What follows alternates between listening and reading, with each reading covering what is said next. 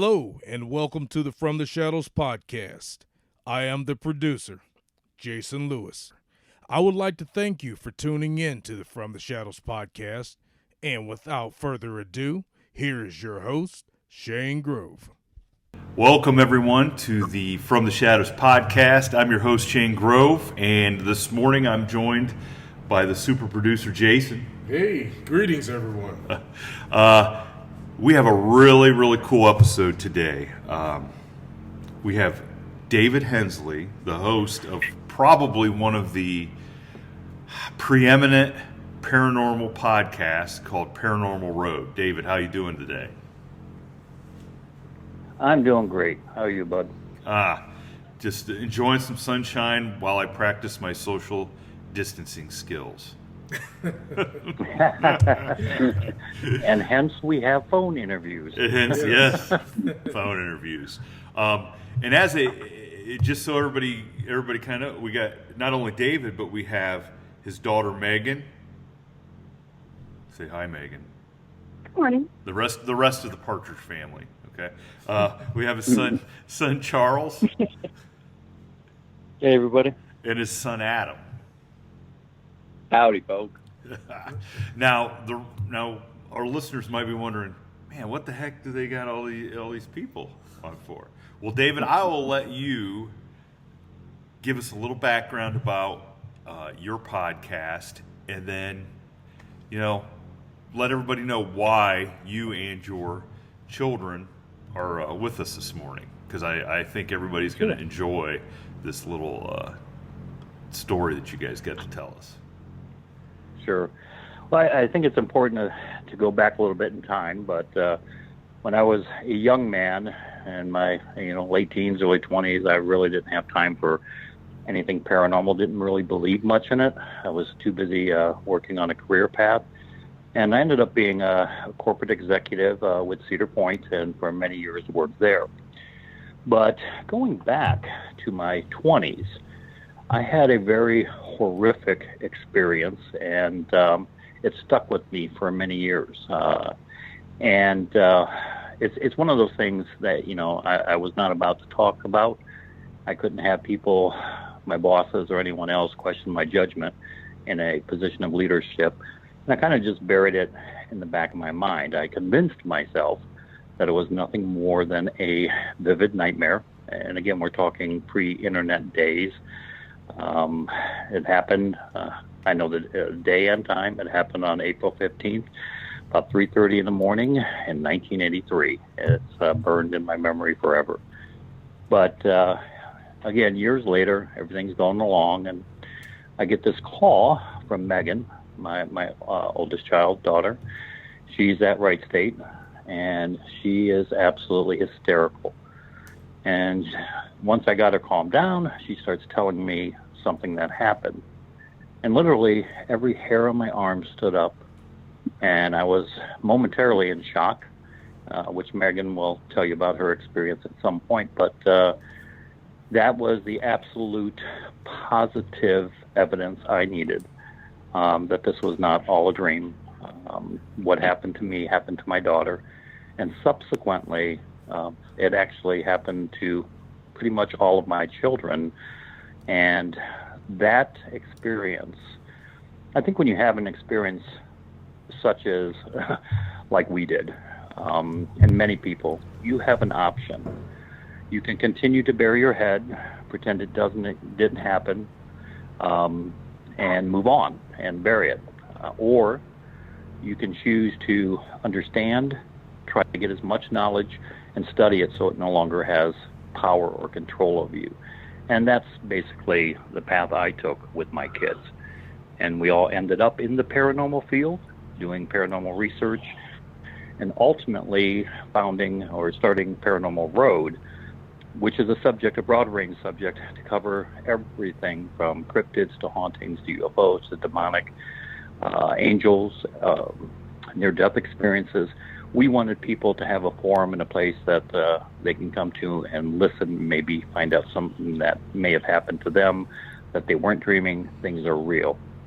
Yeah, as a matter of fact, for our listeners, you guys just had the judge on probably, 2 or 3 Correct. episodes ago? And Yeah. Yep. and I was reminded of that because you said of something very traumatic that happened in your teens and early 20s, which would be, since the judge isn't here, I'm going to make fun of him, his college years, which were very traumatic for him. For him. In more ways than one. I'm sure. Exactly. So, but he's not here to defend himself or corroborate any of that supposed evidence. But, so this experience, I know the story. Jason does not know the story.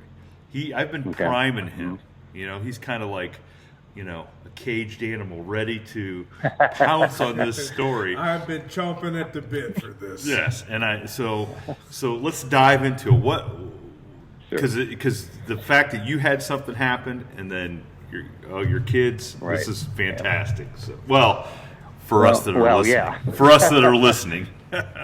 Yeah, I was going to say for you to listen to maybe, but so for me, it started, like I said, I was working at that time seasonally for Cedar Point in the park, and there was only a handful of people there, and it was kind of one of those cooler days, rainy, and we got out early on that Thursday, and I said, well, I'm just going to go home instead of staying in the dorms. I didn't feel like being alone and crappy, and you know, there was nobody there from college to party with, so what's the sense of staying there? So I drove home, and usual night, normal, everything's normal, went to bed and said goodnight to my parents, and off to bed I went. Now, at that time, you have to understand, too, this is kind of embarrassing to admit, but there was a time period where I was terrified of thunderstorms. It's something from a childhood, just terrified. It would make me sick to my stomach even if there was a storm alert on TV. You know, it was kind of a joke. You could find Dave hiding in the basement in the corner with his helmet on and his bottled water. And I used to go around propping open all the doors in the house and the windows because it was a belief in the 60s that if you did that, the vacuum wouldn't blow up your house. So, yeah, I was terrified of storms. And What kind of helmet did you have on? Well, actually, it was a toy German helmet that Schultz wore, and you know, like Schultz. I know. Schultz, you know, I know nothing. Yep. I know nothing. Yeah, exactly. Hogan. Exactly. Hogan zeros. But so I go to bed. I wake up probably about 3, maybe a little after in the morning, and I'm hearing a distant thunderstorm. And so I'm a little nervous, not too bad, but I lay there awake, you know, again, kind of like the movie Poltergeist. It's kind of weird because like that kid, I was counting down the seconds of the thunder. And it became really intense and over about a period of 15 minutes. And at that point, I was, again, nervous. I was like, Mom should be up to go to work shortly, so I'm going to go out and make a pot of coffee and wait for her. So I sat up in bed, and there was a lightning strike outside my room. Really, like it hit the tree or even the house. It was so loud. And I kind of jumped and, you know, I'm again sitting on the side of my bed, but it startled me and I kind of jerked.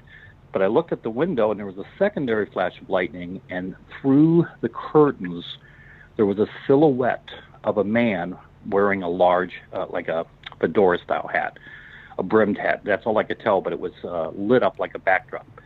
So I like... And I gasped, and I turn in my bed. I just pivot my body to go get my stepdad and mom. And as I did that, at the foot of my bed was this thing, or man.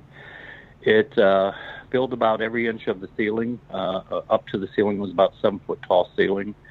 It was huge. He was draped in a cloak, kind of like Jack the Ripper. It had a high collar. Pure black face, perfectly black. I mean, blacker than black. It was almost as if it absorbed any light. And it was wearing a fedora-style hat, like a gangster hat or like Jack the Ripper, and I couldn't move. The fear was so strong, I literally couldn't move. My heart started banging like it was going to burst out of my chest. This thing then turns, and I could still see it in my mind, like a mechanical robot. It was creepy as hell. It turns sideways and then glides past the foot of my bed, and then mechanically, like like it's weird, but it turned again and glided up to me, and I can't move. My heart is banging. It then leans in, and it's inches away from my face. And I really, at that point, thought my heart was going to literally explode in my chest cavities. It took its hand and put it on my chest, and he pushed me down into the bed and then physically rolled me onto my side away from him. And it leaned into my neck, and I could feel the fabric, its hat, its collar, whatever it was, on my neck and shoulder. And at that point, whether it spoke to me telepathically or whether it spoke to me in words, I don't know. But it was a deep, terrifying voice, and it more or less, and if I can imitate it, I'm not very well, but it was like, relax, you shall not be harmed. And that's all I remember. About 45 minutes later, I wake up, and I'm like, and I gasp for air, and I jump up, and I run, and I hit the light in the room, and I'm looking around. Then I go outside into the kitchen. My mom's already up, and I don't say anything. Kind of like the judge didn't say anything to his mom or anything. It's one of those things you're processing. And again, terror. I didn't think she'd believe me. I don't know what was going through my mind, but they didn't say anything. And as I find out later, Megan did the same thing to me. She actually had an experience before college, but didn't tell me. But then when my mother said, "Did you hear that lightning strike?" I thought for sure it hit the house. I knew I was not dreaming. Absolutely, positively knew. And that's my story. And if it happens today, I know if I get a return visit, I will die. There's no doubt in my mind, because at my age, there's no way my heart could handle something like that. But that actually became our first episode on Paranormal Road. And all the kids do tell their stories. And it's something because up until the age of the internet, I had no clue that this is real. There was one thing, that was BC years, before children. And then comes the AC years after children. There's a lot of stuff. There's a lot of stuff for all of us that happened before children. Yeah, exactly, exactly. Nothing against you guys. Nothing against you guys. Megan was just a baby, and we're watching TV. Not Megan, but my ex-wife at the time, Teresa. We're watching TV, and I yell for her to come in because we're watching the Twilight Zone. And they actually have an episode there called The Shadow Man. And I was just floored because in that episode, and they recreate, the entity, it is exactly what I saw and experienced that night. And I, for years later, was convinced that this producer must have had a personal experience, because I could not believe the striking identical how they portrayed it. But again, I kept it in the back of my mind as, okay, it was freaky, it was horrible, and I kept telling myself just to move on that it was a lucid dream. I knew it wasn't, but I kind of pushed it in the back of my mind. And that's my story, and it all came to a crashing reality when I got that telephone call from Megan at Wright State that night. So Megan, so you had never, just so before we go on with Megan, so you had never talked about this with the kids at all? Like, they didn't have a clue, and you'd never talked with your mom or your stepdad at all? Nope. They didn't know anything? I never told anybody in the family. I don't even, honestly, I only think I told Teresa because of what I saw in that Twilight Zone episode. That's when I had to share with her what happened to me.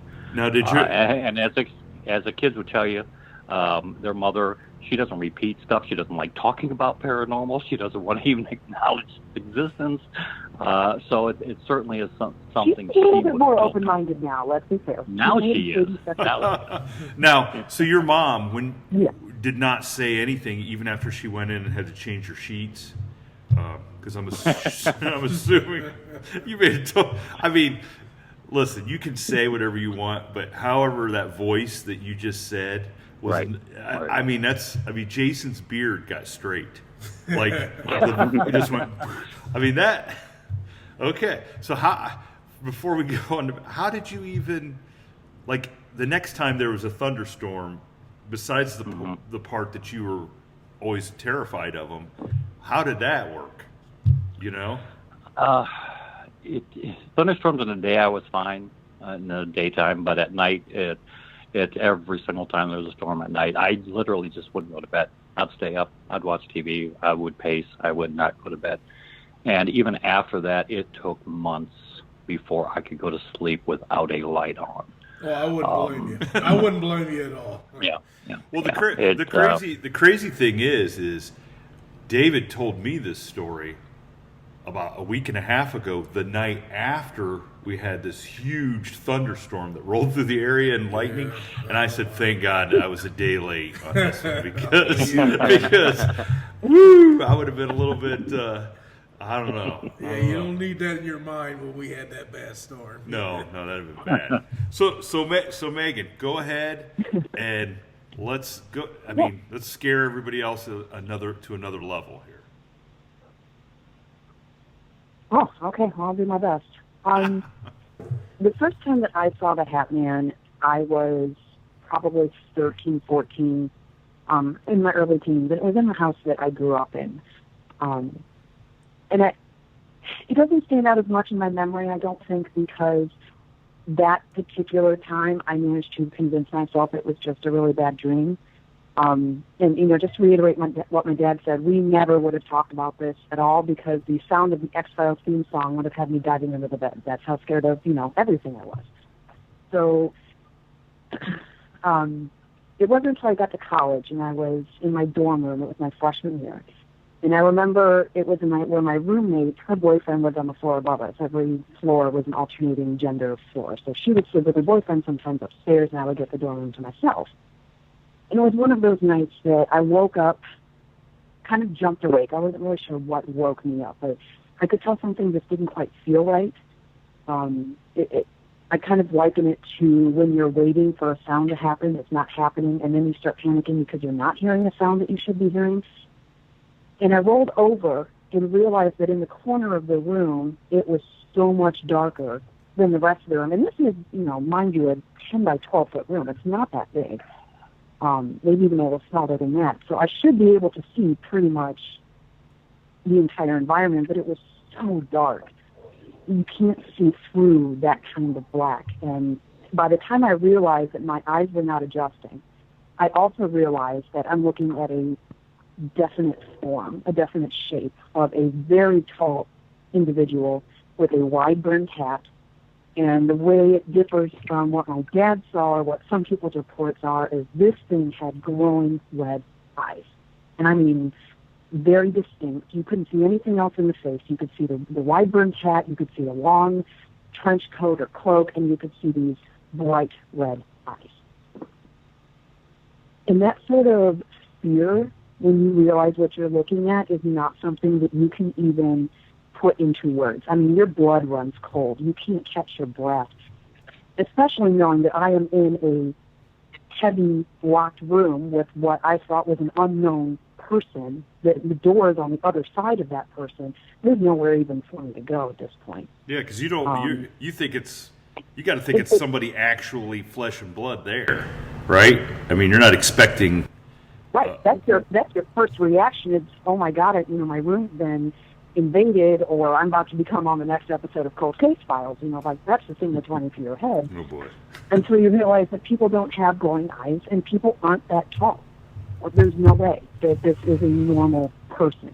And once you realize that you're looking at something that's not a flesh and blood person, you don't know how to fight it. You don't know how to ward it off. You don't even know what to do to make yourself less of an object to them. So I just kind of sat there and stared at it and tried to tell myself, I'm sleeping, right? I'm sleeping? No, I'm not sleeping. I'm not sleeping. And that's when I started realizing and remembering the first time I saw him in the house I grew up in, that this thing is real and it's back. And I remember thinking, it's back. It's back. What do? It's back. The only thing I could think of to do, and it took every ounce of strength I had just to move. I don't know if it's got some sort of a paralyzing effect or if that's total fear. But it is so hard to physically move of your own volition when you're looking at this thing. And I remember forcing myself to roll over and face the wall, and I squeezed my eyes shut, and I just started saying prayers. Like, I remember saying the Lord's Prayer, I remember trying to say a Hail Mary, and that's all I could do. And after a few minutes, the panic started to subside. I realized it was a little easier to move, it was a little easier to breathe, and for a while I just lay there, and I said a few more prayers for good measure. I managed to sit up and roll over and look, and the thing was gone. But it was so terrifying. It never moved toward me like my dad said it did to him. It never advanced toward me. It never made any motion to take the encounter to another level. It was just standing there watching, but I knew it saw me. And the next morning I called my dad. I think I was still a stuttering mess at that point, because, you just don't go back to sleep after something like that. No, you don't. And I could tell when I started talking to him that he went, you really don't. I could tell when I started telling my dad this story, he was kind of taken aback. He also started. 1 second, Megan. Megan, 1 second, just to clarify. Mm-hmm. Just to clarify, it wasn't the next morning. You actually called me that evening, because I remember running and grabbing my keys. We did talk about the next morning, but you called me that evening. You ran downstairs to the lobby, and I remember thinking, oh my God, you were physically assaulted, because you couldn't tell me. It took you forever to get it out what happened. And you were in hysterics. We did talk the next morning, but you did initially call me right after that. Well, that actually just illustrates how your body doesn't work, because I don't remember talking to you that night at all. I don't remember going down to the lobby. I remember talking to you about it the next day and still being shaky, but I thought, for sure that I didn't talk to you the next day. I remember being, scared, too scared to sleep. Mm-hmm. Well, I don't remember calling you that night. So that just kind of shows you what that reaction does to you. Trust me, Megan, as having all girls as a father, you remember exactly what it is your daughters, when it was, and especially when it's something that is that terrible, that happens to them. You that stuff is burned in your memory. Oh, I'm sure. I believe it. I had a daughter too. She's only 8 months old at this point, but I'm sure I'll get to that point at some point. I remember I saw it once more when I lived in Virginia Beach, which was about 5 years after the college encounter. I just got married. I was living in Virginia Beach with my new husband, who was in the military, and I remember seeing it in the corner of my bedroom there. He will still tell you about the time that I woke him up yelling at him, who's in the corner, who's that man in the corner, and he couldn't see it. He had no idea what I was talking about. But I remember staring right at it and being so frustrated because I wanted him to get up and do something about it, and he couldn't even see it. No idea what I was talking about. And the last time I saw it, I was back at home, the house I grew up in, where I saw it first, but this one was a little different. There's 4 of us kids that come home, randomly, periodically, and sometimes the bedrooms get full. So at this particular time, I was sleeping in a family room that we had downstairs. It was kind of a den with TV and movies and things like that. And there was a couch down there that I was using. And I remember waking up, and this time, instead of being in the corner, it was at the foot of my bed. And it was so tall that it had to kind of bend its head down a little bit to fit underneath the ceiling. But instead of a wide-brimmed hat, this time it had a hooded cloak, like a pointed hooded cloak on. The eyes were not red, they were yellow. And this thing was doing this weird side-to-side sort of snake-like motion, like it was just weaving in place. Oh, my goodness. Okay. And it started progressing with each weave. It took one step closer to the head of my bed, and I was petrified. I mean, I think that even to this day is the most terrifying of all the encounters that I've had with it. I don't know if it's something different. I don't know if it just changes hats on a certain day or what, but I wasn't having it. My sister's bedroom door was actually right behind my head, more or less. She had a downstairs suite bedroom. And I managed to reach behind me and bang on the door. She opened it up and said, "Megan, are you okay? Something feels really weird." And the minute she opened the door, this thing was gone. She goes, "It's just weird. Before you started banging," she goes, "I just woke up and I didn't feel like something was right. I knew something was here, but I couldn't tell where." And that was, thankfully, the last time I saw it. It has not been back, although I do sleep with the light on. I've noticed that light does have some sort of a warding off effect to it, whether it's a cell phone or a nightlight or TV or what. I do have a salt lamp that I sleep with because it's just not even worth taking the risk of waking up to it, ever, in my opinion. That is fascinating. Megan, that is all the encounters I've had. Oh, geez, that's it? You're not looking for another. You're not looking for another. Yeah. Well, Megan, not looking for number 5. Well, Megan, I was wanting to ask you. Have you? I know having these type of tragic encounters, and have you ever thought about like maybe what would bring them on? I mean, was there anything that you may have been doing earlier that day, or anything that was similar that, or any atmospheric condition, something that might invoke these type of encounters? You know what? In my experience, yes. I can't speak for everybody, but I noticed actually during the phone call with my dad once, we were talking about these things, and he said something that made me realize that every time I saw this thing, I was really in an emotionally bad place regarding a relationship in my life. The first time I saw it, I had just ended a relationship with my first boyfriend, which, you know, at 14, 15 years old is life-ending for a teen girl. Right. The second time I saw it, I was in Dayton. I was having a bad dating experience there. When I moved to Virginia with my new husband, I was going through a lot of separation anxiety from my family, and I was really kind of feeling guilty about moving, and it caused a lot of strain between him and I at that time. And then when I was home visiting, he and I had just gotten into a major argument about me coming to visit. So I do feel like being in a very raw emotional state or having some sort of big emotional upheaval was a trigger for me, but I don't know if that's true for everybody. Well, as a father, I think the underlying issue is it's all about guys. So when we tell you to stay away from guys until, and I'm sure your husband's a wonderful man, but you know, there's the reason. Dads know this stuff, you know, but and Megan, I don't know how comfortable you feel answering this question, but your dad and I kind of discussed this. Do you have concerns then, because you guys have all had an experience with this? Do you have any concerns about your own child?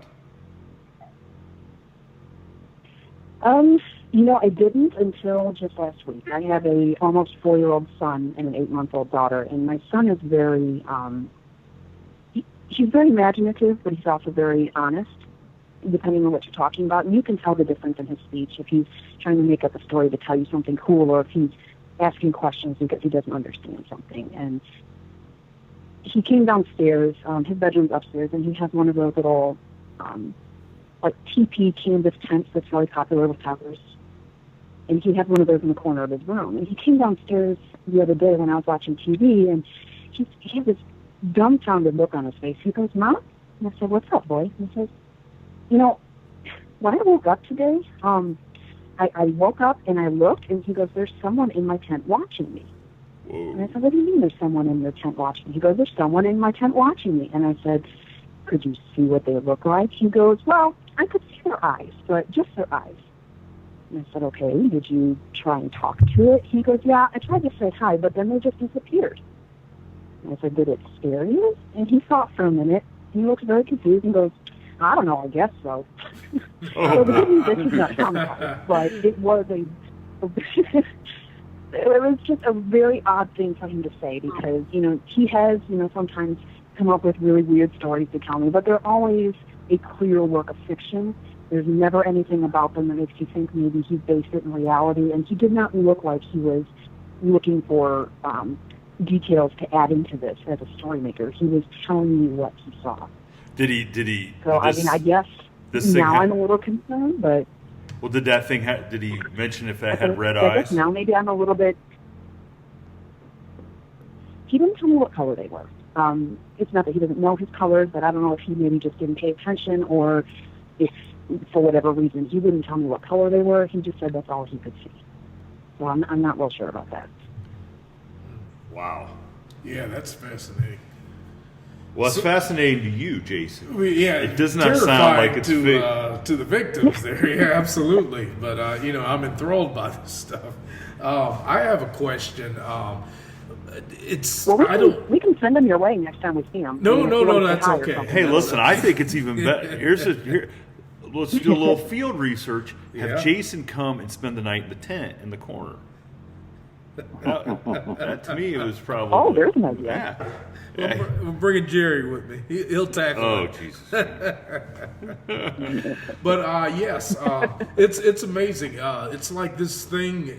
Do you realize with the different encounters that you've had, Megan, do you think it's the same individual being, or do you think it's a different one? Because you mentioned how you notice like the shape of the hat is different on one encounter versus another. Do you think it's like maybe a different being of the same race, or do you think this is the same entity that's following your family? In my experience, my gut instinct is that it's different entities of the same species or the same race, or however you want to classify it. I think that there are different ones of them, and they may have different intentions, which is why perhaps Dad's experience, it tried to be comforting in a terrifying way, but it spoke words of comfort, versus every time I've seen it, it's felt nothing but threatening. Right. The different shapes, the different color eyes, to me that just lends credit to the theory that there are a race of interdimensionally traveling things that may have different intentions based on which one of them visits you. And perhaps they visit you for different reasons. Maybe some of them are drawn to emotional upset. Maybe some of them are drawn to skill levels of the individual, or it could just be random chance. Fear, yeah. Right. Playing on fear. Well, David, you just were going to bed, sleeping. You weren't having any No, right? I had. That was a highlight of my life. I was on cloud 9 as far as at that point in my life. I had no emotional trauma, but I did wake up at 3 a.m. and for 15 minutes I laid in bed, terrified of the storm because it sounded tormatic. So the question and what we kind of kicked around is this thing drawn to emotions such as fear or such as strife? But when you hear from my sons, none of that applies to them. And the thing that is interesting, as Megan brought up, I am the only one of our family that it spoke to. And interestingly, I have yet to find, and there's hundreds of stories of the Hat Man on the internet. I have yet to find one where it spoke to anybody. So for whatever reason, I'm unique, and I don't know why, and I don't like that. Well, I don't like having the damn experience, I've got a question for you then. How many of those stories that you read do you recall happening during a severe thunder and lightning storm? I think I've seen maybe 3 of them where that occurred. So, okay. Where they specifically mentioned there was a storm that night. So. Okay, so you're, and we'll get into this later, but you are in the paranormal field, and I think one of the prevailing ideas is that for an entity or whatever to present itself, it sucks electricity or energy from something else. Yeah, it needs energy. Right. Yes. So could it be that the perfect, and this is a pun, perfect storm, so to speak, was that a severe lightning? I mean, imagine the energy that was in the air from the lightning and the thunder and all that. Maybe that just gave it enough energy to push it up to the level where it could actually speak to you.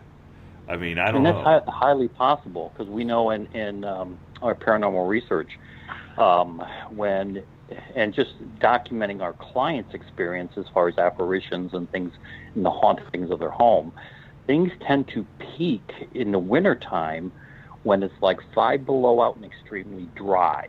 And the thought and theory behind that is, how you go to touch a door handle and you get shocked. Static, yes. So static friction can actually increase a haunting activity. So you may be on to something, and there may be something there that is related to conditions, atmospheric. I can't even. Yeah, thank you. I can't even speak. Thank you. Yes, that are there that create the ability for this thing to manifest it, and maybe part of that also is the emotional state. It's hard to say because we just don't know enough about it. Like the perfect recipe of static and whatever atmospheric conditions, then your fear of when it's dry, you got an excess amount of negative electrons that are trying to ground themselves. Therefore, when you touch the doorknob or whatever, you get shocked because they're trying to ground themselves. And so that's an excess of energy, and having a storm there. I've heard that there is residual energy in the area of a lightning strike.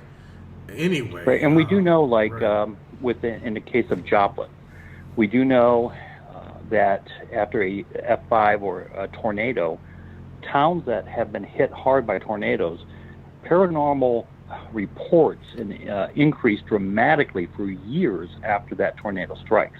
Yes. So again, is that an energy release buildup that causes this? It's one of those things we just don't know. But when you have enough patterns, you can come up with some reasonable theories as to why it happens. Right, and the emotional output would be much greater in an area after any type of tragedy, like a storm or a hurricane or something. Yep. Yeah, I think that holds some credence. I really do. Yep. So Charles, are you going to go next? Yeah. Wait, listen, if you're busy doing something and aren't prepared, it's good to go. It's like, man, are you reading the paper, making some breakfast? What are you doing? It's good to go. So Charles, your story is really interesting because of where it took place. So to me, at least. So share with everybody your experience with this rascal, the Hat Man. Yeah. So my experience happened about 3 years ago. It was 2017, and I was currently stationed in North Carolina. I was in the Marines, in the barracks is where I had my experience. I want to say it was the Wednesday of that week that I was up 24 hours straight. So when I got off, I slept in until about 4 o'clock in the afternoon of the next day. So because the final day of that week was going to be Friday and I was only going to have to work for maybe 4 hours anyways, I decided I'm probably going to be up most of the night because I slept the entire day beforehand. So I wasn't really concerned about sleep. I was actually worried that I wasn't going to be able to sleep because I was sleeping all day. So I turned off the Xbox and decided that I was probably going to try and go to bed around, I'd say it was 1 o'clock-ish. I was still feeling wide awake. My roommate, he was asleep for probably the last 2 or 3 hours. And I usually sleep with my back to the rest of the room, and I lay on my side so that I'm directly facing the wall in front of me. I want to say about 30 minutes passed, and I immediately felt like something was not right. I don't know if I want to say it almost felt like it was being watched, but it was like something else, like just a change in the atmosphere. Something was just totally off. And so I rolled back over, and I was wide awake at this point. I hadn't even had a chance to sleep. So I roll all the way over, and I start scanning the room. My roommate's asleep, and I'm panning right, and there's this little hallway that leads out to our main door where you can walk out to the main hall and the rest of the building. And my eyes stopped because I noticed that there was something. I didn't really picture it yet. I couldn't see what I was looking at, but I knew something was not right in that specific location. And I want to say it was the microwave lights that gave it away because things were just dark. But there is one light over there, and that's the clock on the microwave, and I just couldn't even see it. I'm like, that's really weird. It's bizarre. And then that's when I saw the defined definition shape of a hat. And it was a fedora style. It was thin. It wasn't thick or bulky like a top or a cowboy hat. And that's kind of when the fear set in. As soon as I saw that hat, I want to say I was entranced, like hypnotized. Like I didn't want to look away, but at the same time, I was so scared that it was like a climax effect. It just kept getting worse and worse with every second that passed. And I could just feel my chest. I've never been scared enough that I could actually feel my heart. Like, I know you see that in cartoons and everything, where people, you know, they can feel their hearts just beating out of their chest. I've never felt that until that specific moment. And so you're in so you're at this point, how long had you been in the Marines? About 3 years. So you've probably done some stuff that's high intensity and, you know, probably on the edge of your seat a little bit, not knowing what's coming next. So, but you're pretty much prepared for anything that comes your way. Yes. It's not like you're like out of your mind crazy. I mean, of course, there is no preparation for a dark shadow figure in a fedora. No, not at all. But had you? There's no book on that one. There's no book. No, well, there's no you know, book I to think refer to listen, other than the Bible. Other than I think it's, I think this is right for a book. I'm not, you know, trying to horn in on the rights or anything. But now, did you know? So at this point, before we get to the rest of it, did you know at this anything that happened to your dad and your sister? Had this now come out at all, or? I did. I'm actually kind of the baby to all of this because of the fact that I'm actually the last one who ever had an encounter. Every one of my siblings, I knew about it. You know, I never really heard the story firsthand, I don't think, from Megan herself. I never heard Adam tell me his story until they did my dad's show. But I had heard my dad's story, and I knew that they have seen it. But me personally, I've never seen it before. I didn't think it was going to happen. I just thought, okay, you know, it skipped me. I'm good. Like, everyone else saw it, and that's okay. So you weren't like hopeful. You weren't like, man, I hope this happens. No. Okay. It's okay. I mean, you can say, we won't think any less of you if you say, no, absolutely. I was scared to death hearing that. I mean, go ahead. No, but if I may add something, he's crazy enough to actually want to have a Dogman experience. Yeah, I don't. After hearing, This is true. well, I suppose I mean, I if you're feel like something physical I'd be okay with, but something that's there, but I can't really tell if it's human or not. I don't know. That's where I draw the line. Yeah, I don't. You know, totally off the topic a little bit. That the whole Dogman thing. The more I hear about that, the more I think that skirts both. That has a foot in the real world and a foot in the supernatural world. And I'm not sure that any training that you did with the Marines is going to help you out on that one, because I agree with that. I don't know. That just seems like it seems like a whole different realm right there. The best of both worlds, so to speak, when it comes to a supernatural entity. Holy smokes! And all I can say is thank God it chased the judge back then, because now he would probably just sit down and say, "Okay, do it." Yeah, the judge wouldn't make I don't think he's running anywhere now. So Charles, so you've realized there's somebody in the room with you, and it's not just your bunkmate there. So what happens then?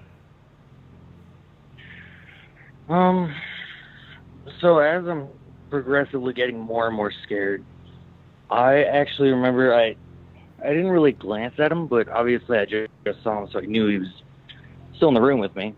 And I knew he wasn't awake yet because he would have said something. I'm actually sitting over here trying to scream his name. I am trying to get my vocal cords to work, and they're just not working. I couldn't get any sound out at all. So now I'm thinking, well, I'm screwed, because I am to the point where I am so terrified that I can't even say his name above a whisper. So I kind of lucked out, because I actually had my phone laying on the bed in front of my face, and it was plugged in and with my alarm ready to go for the morning. And I don't know if it was an alert or if it was a text, but my phone goes off. And because it was so bright in a dark room that I had been staring in for probably about 15 minutes, it blinded me.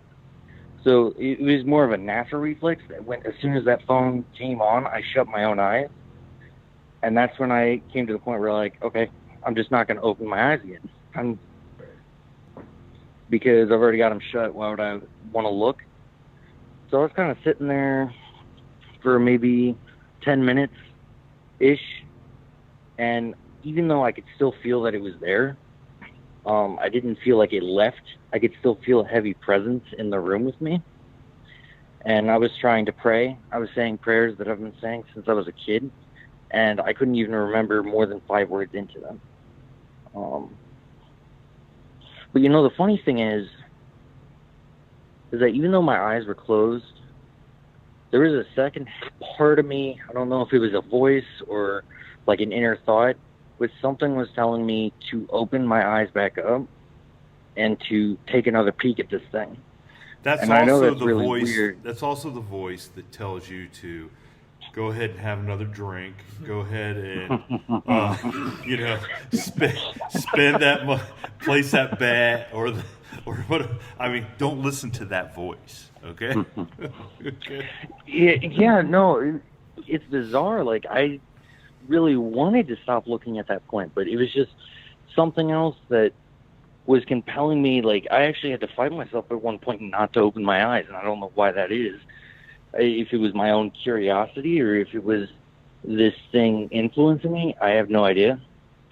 But it just felt like I was having an internal battle. Wow. So eventually this thing faded. Like, you know that feeling you get and it feels like someone has left the room, or, you know, everything's just more clear air. That's the kind of feeling I got. And then after a little bit, and I could finally move my toes, I could move the parts of my body that were paralyzed, I was like, okay, this is good. I reached over, and I even still covered my eyes, so there was no chance that I could see into that corner of the room. And I looked just at my phone so that I could turn the flashlight on and wake up the rest of the room with my light. So I was hesitant, but I finally walked over to the bathroom on the other side of the room. I turned the bathroom light on, went to my kitchen, turned the over-the-head sink kitchen light on, went back to my bed, and I can't remember if it was that night or the next morning that I texted my dad, but I sat on the bed Indian style and pretty much stared down that hallway for the rest of the night. My buddy had to get up earlier than me, so he got up at 5, and he was giving me looks, and he was like, "What are you doing?" I was like, "Nothing. I'm just chilling."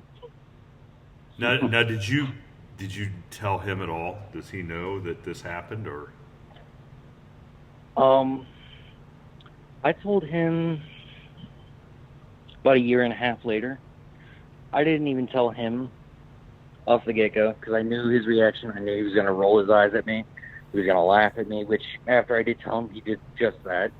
But I didn't really want to be, you know, I didn't want to sound crazy. Yeah, you don't want to be that guy. Well, but, I mean, when he rolls when he rolls his eyes, you follow up with, "Okay, then I won't bother to tell you what's under your bed then." You know, I mean, It's easy for somebody to roll their eyes when, I mean, I would personally rather know. Like, okay, thanks for cluing me in on the possibility of something being there. I mean, whether I thought you were crazy or not. I mean, yeah, he just gives me that impression that he's one of the, and he's a really good buddy of mine, but he's just one of those people where if there's no proof that it actually happened or it exists, then he won't believe it. He's one of those guys. Right. Yeah. So he doesn't really have an open mind for any other possibilities. But the funny thing the funny thing is that people that have really closed off minds, that when they do finally see the light, it's kind of a blinding light. You know, it's it's to the point where, oh crap, I guess I should have believed a little bit more or paid a little more attention to stuff that I didn't necessarily know a lot about, because it seems like fate has a way, or whoever has a way of really showing you what's out there. Absolutely. If you you know, I mean, so go ahead. So you tell your dad, what's he have to say? Welcome to the club.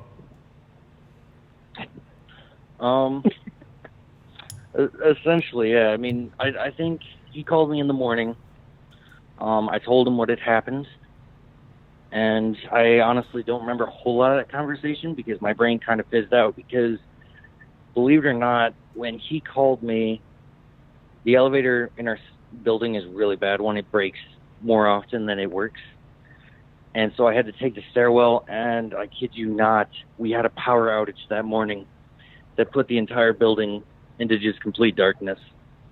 And I had to walk down a stairwell to get to work. Now, wait a second. Now, that is the beginning of a horror movie right there. Yes. Okay? I mean, talk about something needing energy and sucking the energy out of the whole building. And then, and being able to compel its victims to do things. I mean, oh, man. I'm writing right now. I'm taking notes. This is incredible. Oh, God. So you don't I remember... mean, rule number one is don't split up and don't go to the basement, right? Yeah. Yep.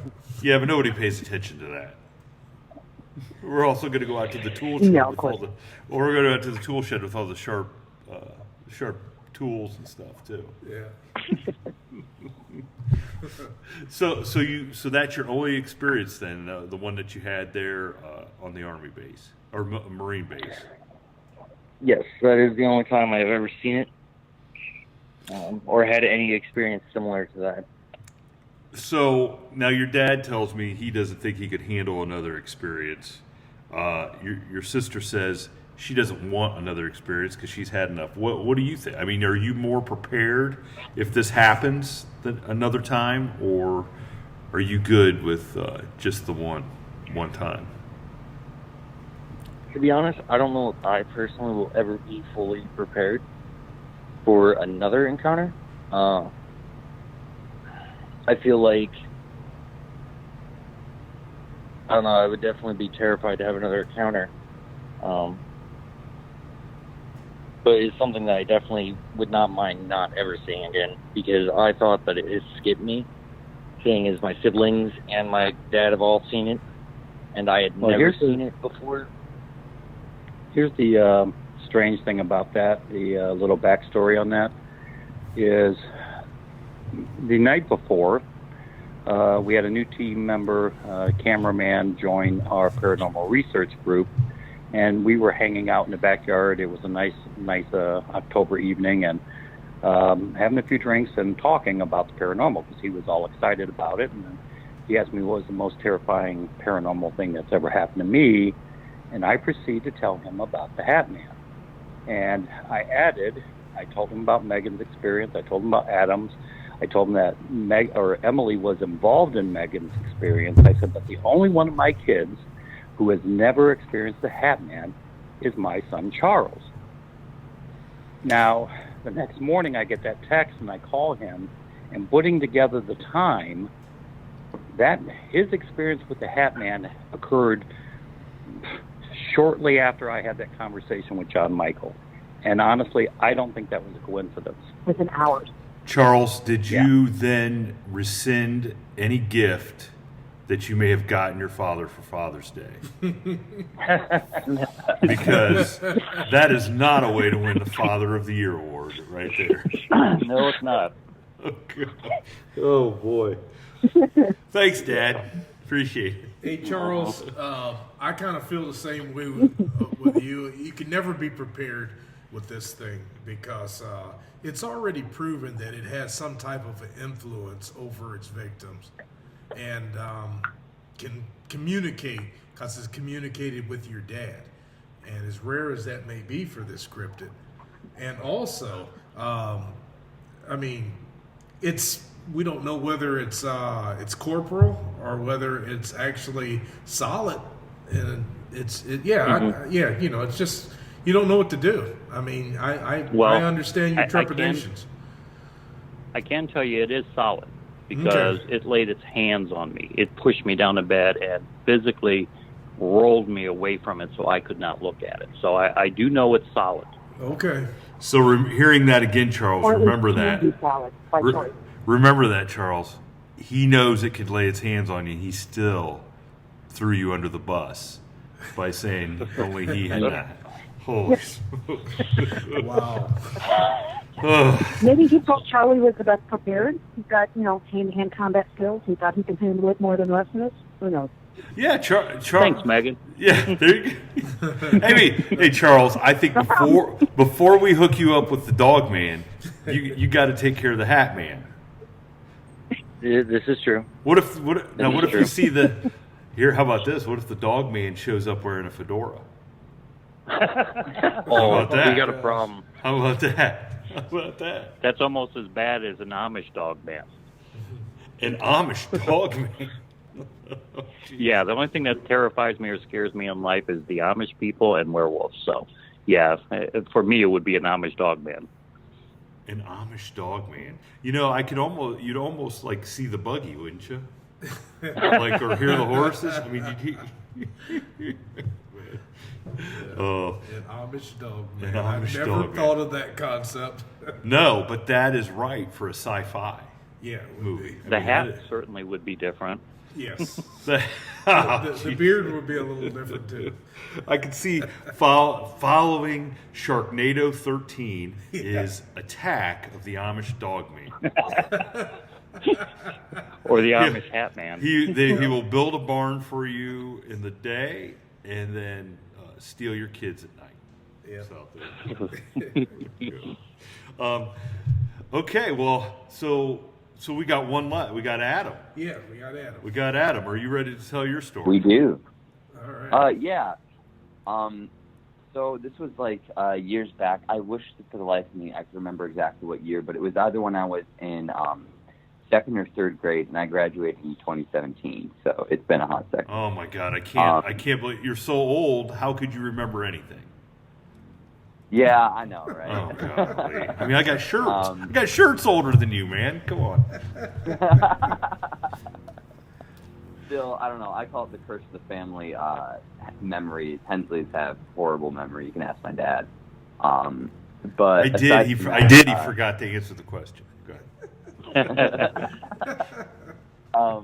So I was in school at the time, and I had this buddy. He was my best friend.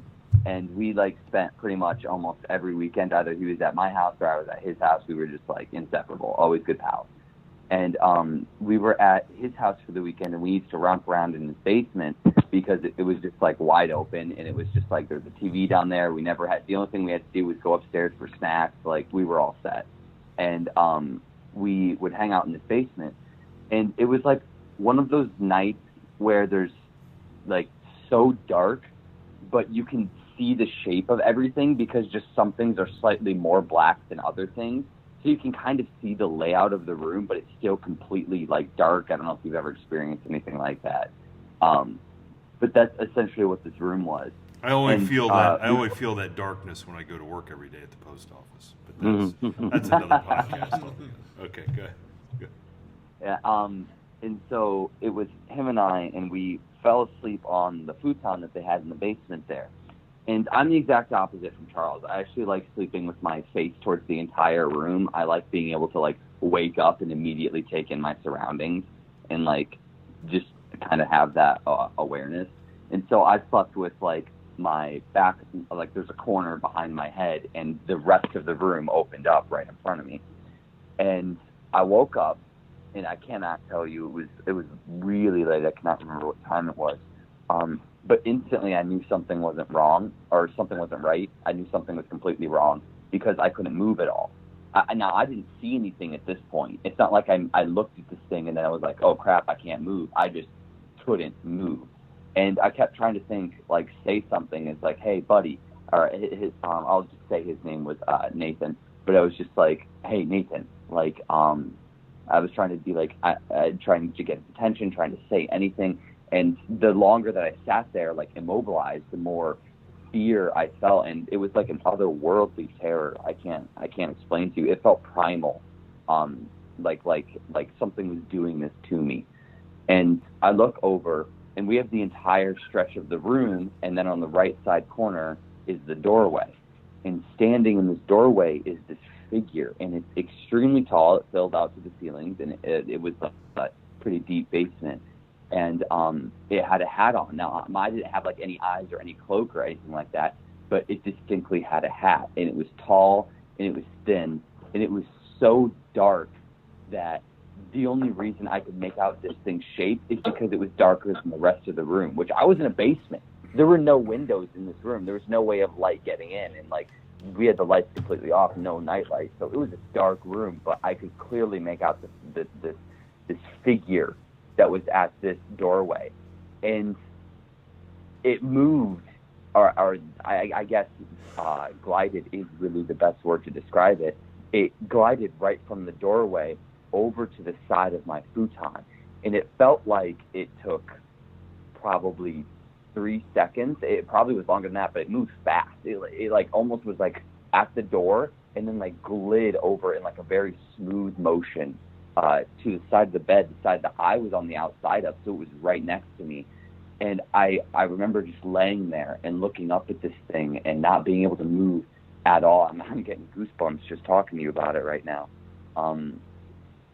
But it leaned over very slowly, like just from the waist. Its body didn't move, and from the waist it just kind of like leaned right over the futon, and it was to the point where its head was over my head, and it was just staring at me, and I couldn't move.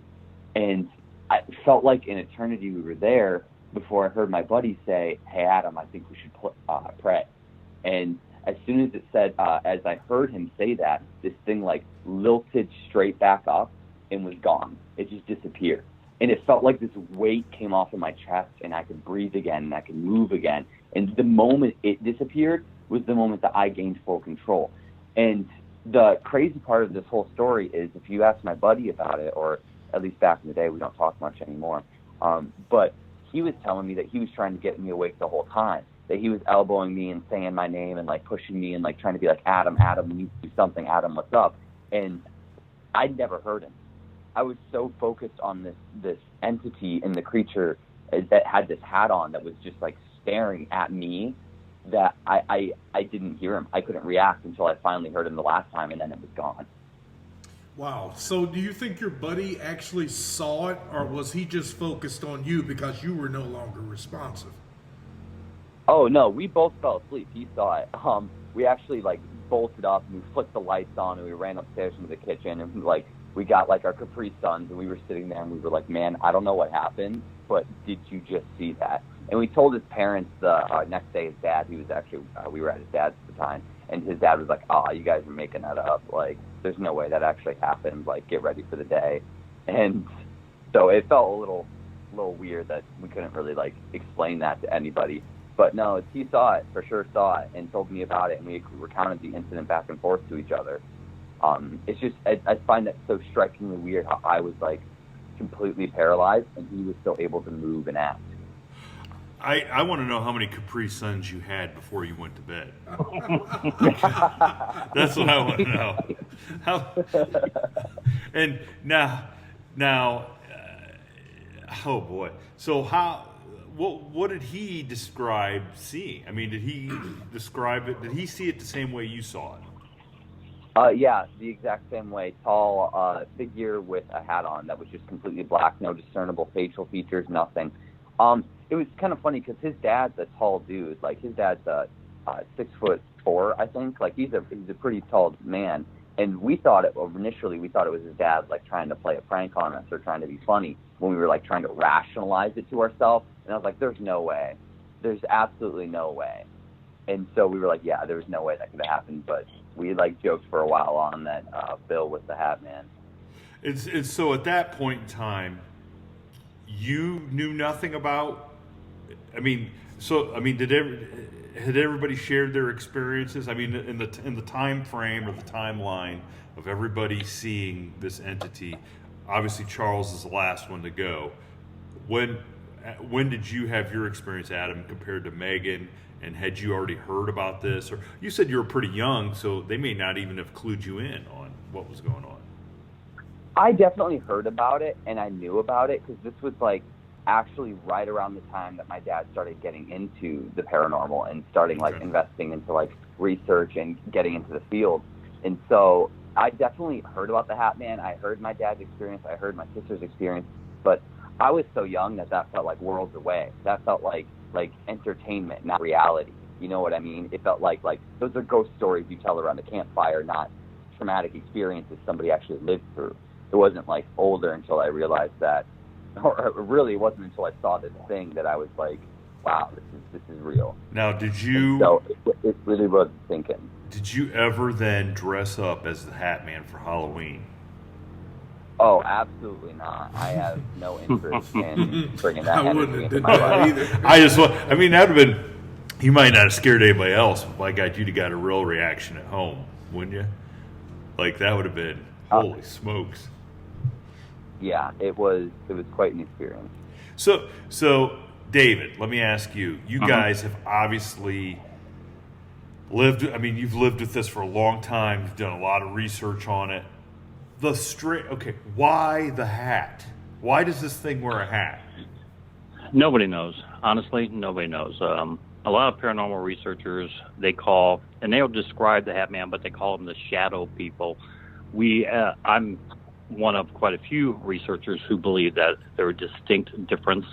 Shadow people you tend to see like in hospitals or whatever. Those could be some form of human spirits, ghosts. They're fleeting. They don't stay in the peripheral vision, and they stay in the peripheral vision. They're fleeting. They don't cause fear. The Hat Man, as I refer to it, is completely different. It is, the leading theory is that it's some type of interdimensional being. Now, those that have had multiple experiences with this, there's a lot of people out on the web that's had a lot more than even Megan.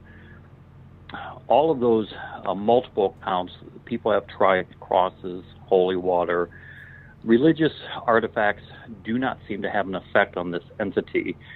Therefore, a lot of people regard it as a interdimensional being. It is interesting, though, that when Adam prayed, and his friend Nathan said, "Adam, will you pray with me?" that it did leave at that point. However, again, many people say that nothing religious has any effect on it, therefore people don't think it's demonic. The one and only thing that seems to be a common thread that is a deterrent for this thing, well, there's two things. Although some people have claimed that it has visited them in broad daylight and even when there's light, but many people that started using a light on, that had multiple visits, leave the light on at night, no longer have any encounters. But it seems the most effective way to get rid of this entity from multiple visits is to lose your temper and yell at it. Like Megan did. Which is, and it's easier said than done. But it seems to be when you challenge it, when you actually, my theory is it realized then you break the fear. And if it's feeding on fear and you're able to challenge it, it's not the energy it wants. It doesn't want anger, it wants fear. Right. And so, that's all we, as far as anybody's guess is as good as the next, but that seems to be from everything reading, the common threads that leads me to believe that this is some type of entity that feeds on emotion or fear. Now, have you, since you, so this was your first episode on Paranormal Road. You guys built basically your platform of a podcast and decided, okay, we're going to just right out of the gate do this. Kick it off with that experience. So how many people have reached out to you then on the, maybe not wanting to be public and shared experiences about the Hat Man with you? I've gotten 2 emails that talk about this entity. And one of them is, I'll say her first name only, is Jen. She's one of our followers. She's actually been to a couple of our lectures for EVP Mediums. She had an experience, and it is also linked with her as my daughter. It was linked to a traumatic time in her life.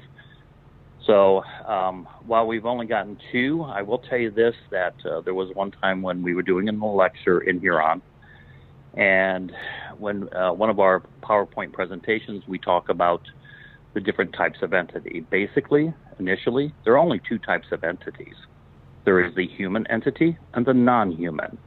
Now, when you look at non-human, we break them down. Demonic type of entity, a wraith, and we go through the different types of non-human entities. And the last presentation on that grouping is the Hat Man. And when I got to that grouping, and the slide came up and had a picture of the Hat Man, and this woman in the audience, she gasped, she started crying hysterically. I mean, I stopped speaking, and everybody was looking at her, looking at me. She was fumbling around for her coat, her purse. She grabbed her purse, and she flew out of the room, at the door, and that door went right to the parking lot. She got in her car and flew out of it. I mean, flew. Stones were flying from the driveway, and everybody's looking around. I'm like, okay, I think we're going to take a break and resume the lecture here in 10 minutes. And the only thing I can think of is she, to herself, had that experience, and she blocked it out and denied it and denied it and denied it. And then that lecture, she realized that it was the truth, and it freaked her out. Well, it makes you and I really wish she would have.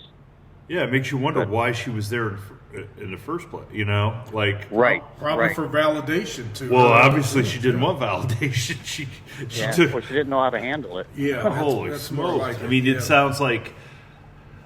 so she obviously had an experience. And you hate to say that, but it's apparent that she had some sort of experience. You'd like to think she'd stick around and try to ask questions and get help if there is. Right, and I felt bad. I really wanted to talk to her, and she was not having it. She was hysterical.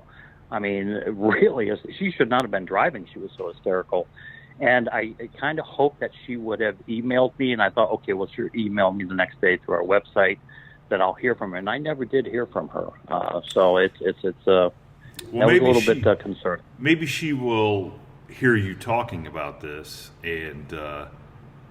No, Yeah, that would be nice. Yeah, maybe she'll. Because if she's going to a lecture, then she's certainly, listening to seeking podcast. Something. Yeah.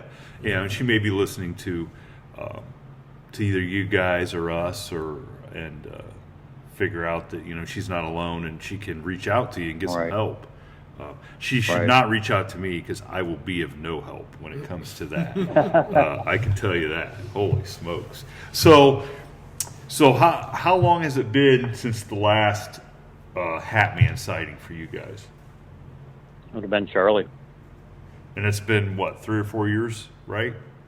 Yeah, it was in the October time frame of 2017. Okay, so you guys are... David, you've probably, ever since you've had this... how long has that been? 25 years ago? 30 years ago? Oh, yeah. 30 years ago. 35, yeah. You still, every night, go to sleep wondering if you're going to get woke up by this, or if you kind of... No, many years I don't even think about it. When I have doing, like, your show here, or even when we did our first show on Paranormal Road, because of what happened with Charlie. The night before I was talking about it, I said the only one of my kids that's never seen it is Charlie. And then we put again the time frame, and it was shortly after I made that statement, it came to him in the barracks. So again, I don't think that was a message. I do think it was a message. I don't think it was coincidental. I almost think like it said, let me correct that mistake. That's how we kind of felt about it. So yeah, when I talk about it, and that actually does kind of tend to bring it to the demonic stage, because it's well known that you do not even speak the name of the demon. If you know that name, you don't speak it, because if you speak it, it becomes aware that you are speaking its name. wherever realm it is in, you just do not speak the names of demonic entities. And in this case, I was speaking about the Hat Man, and it triggered a response by it coming to visit Charlie. So, yeah, every time we talk about it in depth like this, every time I'll tell somebody, it's always in the back of my mind. And I'll be honest, I will have a little bit difficulty going to sleep because I will be opening one eye quickly, looking at the room to see if it's there. It takes me a little bit to go to sleep after having these discussions because of with Charles and that particular incident, you know, it leads me to believe it's aware of our existence. It's aware of everything we do, and that honestly scares the hell out of me. Well, in this regard, at least if you're listening, Hat Man, you know we all hold you in high regard, and none of us want you to come visit us tonight. except for Jason. He's always open to new experience. So you're talking about the demon stuff. I guess that leads us into another kind of aspect of what it is you guys do in conjunction with the podcast. You want to tell our listeners about that? Ladies and gentlemen, that's all the time that we have for this week's episode of the From the Shadows podcast. We hope that you've enjoyed it. And be sure to tune in next week to pick up right where we left off with our guest, David Hensley, host of the Paranormal Road podcast and founder of EVP Mediums. Ladies and gentlemen, a final word. Please visit us on our Facebook page, which is facebook.com/From the Shadows Podcast, and on our Instagram page at Instagram.com/From the Shadows Podcast. You can visit our webpage at FromTheShadowsPodcast.GoDaddySites.com, or contribute to our Facebook discussion page called After the Shadows, and tweet us on our Twitter feed at twitter.com/podcast_from. Thank you for joining us, and we look forward to hearing from you all. Until next time, never shy away from the darkness or what may be lurking in the shadows. We are out.